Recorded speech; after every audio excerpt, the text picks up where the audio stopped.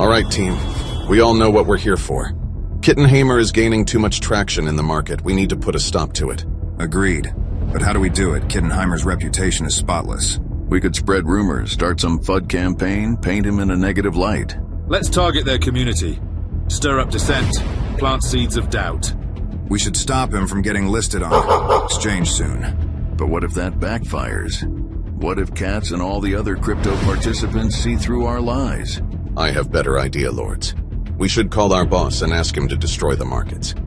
We cannot allow Cats to win.